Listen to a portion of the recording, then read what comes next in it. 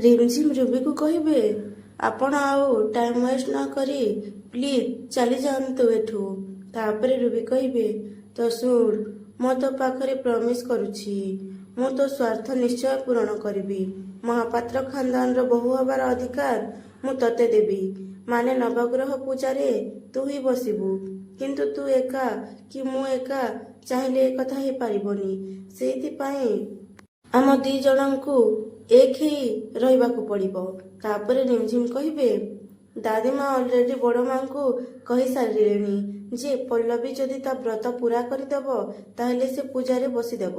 ଆଉ ବଡ଼ମା ବି ସେତେବେଳେ ଚୁପ୍ ରହିଥିଲେ। ତାମାନେ ବଡ଼ମା ବି ଦାଦିମାଙ୍କ କଥାରେ ରାଜି ଅଛନ୍ତି। ତାପରେ ରୁବି କହିବେ, ହଁ ତ ମୁଁ ତ ମନା କରୁନି, କିନ୍ତୁ ପଲ୍ଲବୀ ବ୍ରତ ପୂରା କଲେ ତ ପୂଜାରେ ବସିବ। ତୁ ଆଉ ମୁଁ ଆମେ ଦି ଜଣ ମିଶି ତା ବ୍ରତ ଭାଙ୍ଗିଦବା।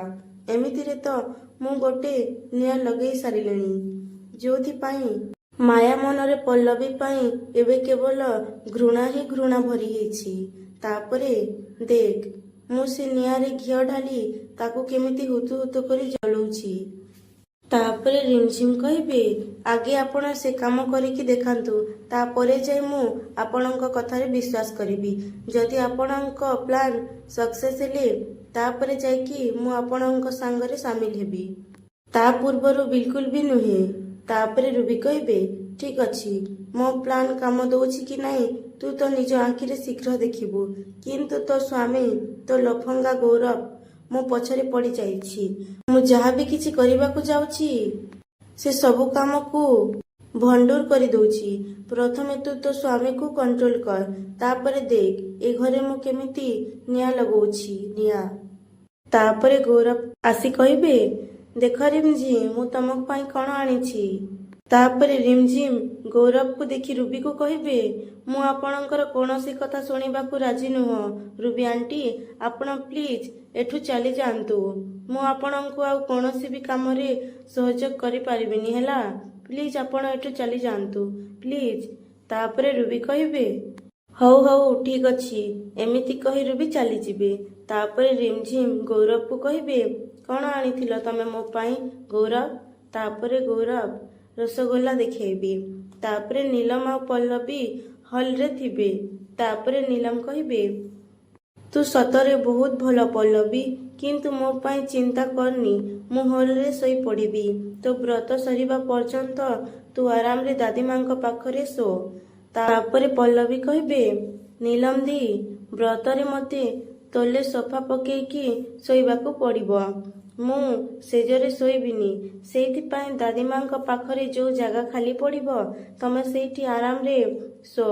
ଆମେ ତିନି ଜଣ ସେ ରୁମରେ ବହୁତ ଭଲ ଭାବରେ ଶୋଇପାରିବା। ତାପରେ ନୀଲମ କହିବେ, ପଲ୍ଲବୀ, ମାମା ତୋ ସହିତ ଯାହା ବି ଭୁଲ କରୁଛନ୍ତି ମୁଁ ତୋତେ ସବୁ ସମୟରେ ସବୁ ମୁହୂର୍ତ୍ତରେ ତୋ ସହ ଛିଡ଼ା ହେଇ ତୋତେ ସପୋର୍ଟ କରିବି। ଆଉ ତାଙ୍କ ପାପର ପ୍ରାୟଶ୍ଚିତ କରେଇବି।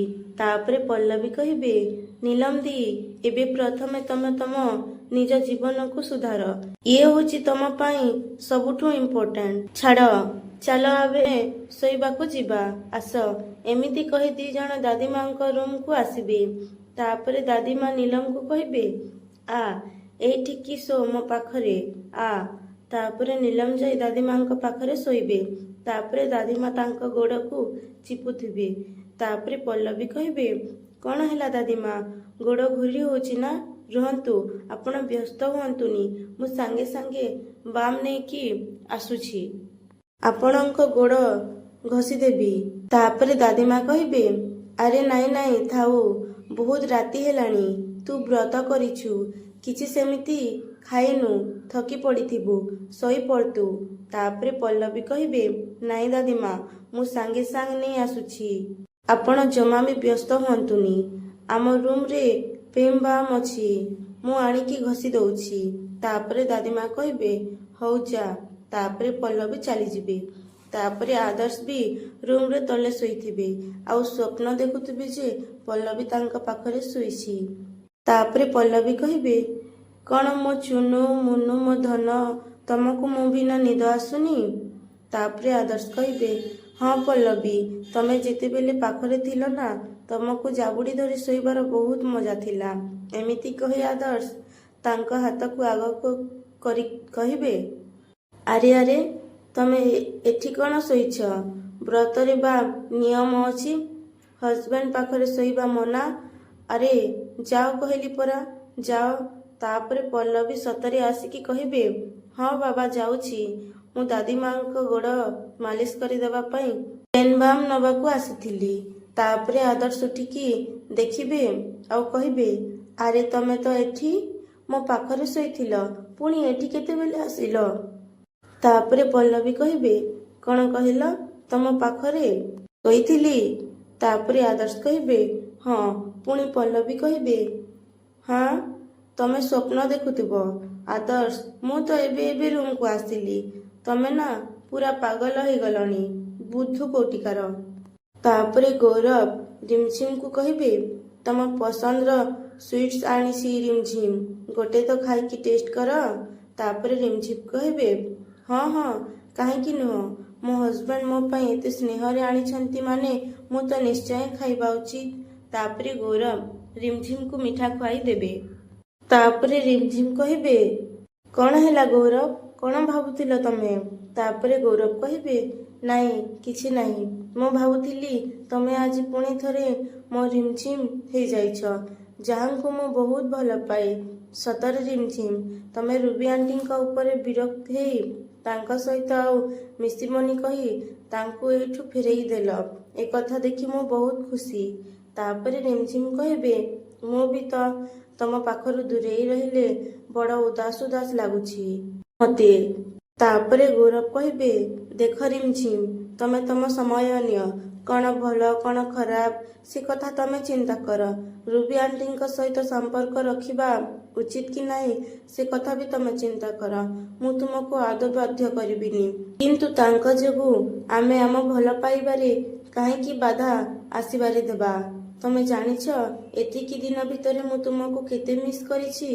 ତାପରେ ରିମଝିମ କହିବେ, ତମେ ଠିକ କହୁଛ ଗୌରବ, ମୁଁ ବି ତମକୁ ବହୁତ ମିସ୍ କରୁଥିଲି, କିନ୍ତୁ ଆଜିଠୁ ମୁଁ ଏଇ ଭୁଲ ଆଉ କେବେ ବି କରିବିନି।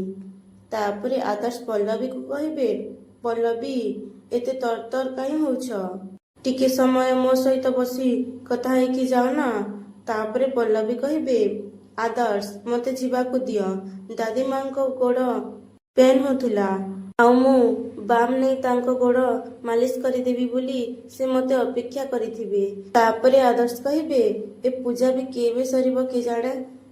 ପଲ୍ଲବୀ, ମୁଁ ତମ ବିନା ରହିବି ପାରୁନି। ଗୋଟେ କାମ କରିବା, ମୁଁ ଦାଦିମାଙ୍କ ରୁମକୁ ସିଫ୍ଟ ହେଇଯାଉଛି। ସେଠି ଆମେ 2 ଜଣ ତଳେ ଶୋଇପଡ଼ିବା, ଆଉ ଦାଦିମା ନୀଲମ ସେଇଠି ଥିବେ ନା, ତେଣୁ ଆମ 2 ଜଣଙ୍କ ଭିତରେ ସେମିତି କିଛି ବି ହବନି। ଓକେ?